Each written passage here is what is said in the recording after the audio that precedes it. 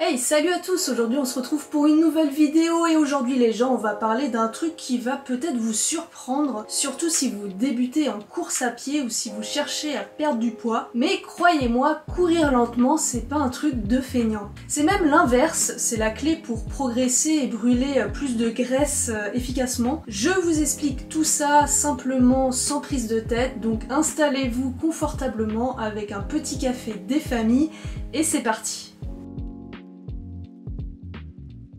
Alors petit point simple sur comment notre corps fonctionne pendant l'effort.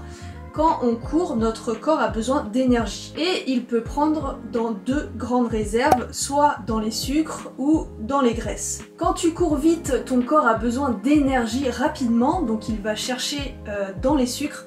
C'est ce qu'on appelle le glycogène. Mais quand tu cours doucement, à une allure tranquille, en endurance fondamentale, ton corps a le temps de puiser dans les graisses. Et du coup, c'est là que c'est intéressant, si ton objectif c'est de perdre du poids, faut aller chercher dans les graisses, pas forcément dans le sucre. Donc faut courir lentement et pas tout le temps courir à fond.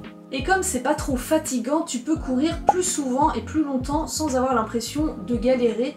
Et au final, sur la durée, tu brûles plus de calories qu'un sprint de 5 minutes. Donc non, courir lentement, c'est pas moins efficace, c'est juste un autre type de travail et souvent plus adapté à ton objectif.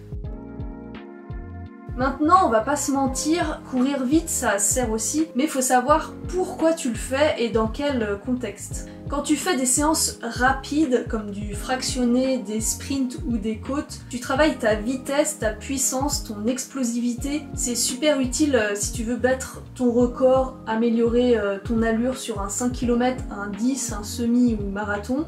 Tu fais aussi bosser ton cœur plus intensément, tu l'habitues à gérer de gros efforts, à monter haut dans les tours, donc ça aide à être plus costaud dans les moments durs d'une course. Courir vite c'est aussi top pour bosser ta technique de foulée parce que plus tu vas vite et plus tu dois être efficace et ton corps apprend à mieux courir. Et aussi mentalement tu sors de ta zone de confort, donc c'est assez satisfaisant après une séance de fractionné. T'es en général content de ta séance et ça renforce la confiance en soi. Par contre ces séances là, tu peux pas les faire tous les jours parce que c'est fatigant, ça use plus les muscles, ça augmente le risque de blessure.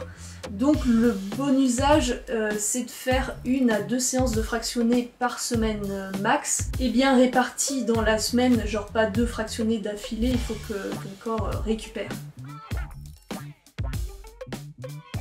Justement, cette base, c'est l'endurance fondamentale, comme on dit dans le jargon, l'EF. Et tu la construis en courant lentement.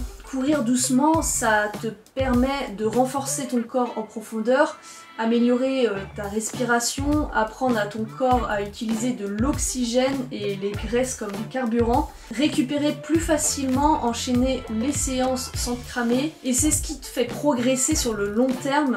C'est ce que font tous les pros en général. 80% de leurs entraînements est lent et ils gardent la vitesse pour des moments plus précis.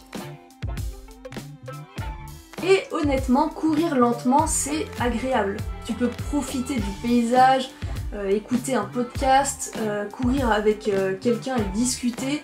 Tu finis pas explosé, tu n'as pas mal partout. Et comme c'est moins violent, tu peux rester régulier et éviter les blessures. Et c'est vraiment ça la clé, c'est la régularité. Pas de faire une séance héroïque et ne pas pouvoir courir pendant 5 jours.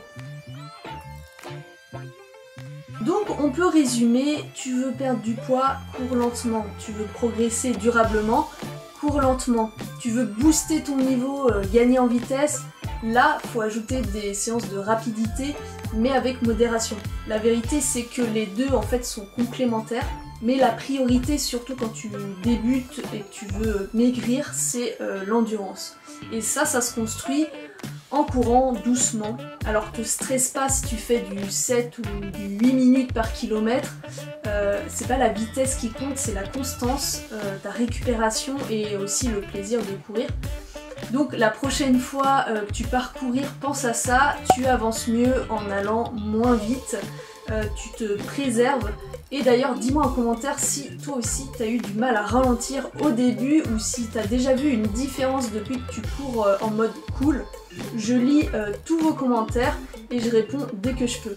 Et si cette vidéo t'a aidé, pense à t'abonner à ma chaîne, mettre un petit pouce bleu, ça m'aide énormément à continuer et à partager ce genre de contenu.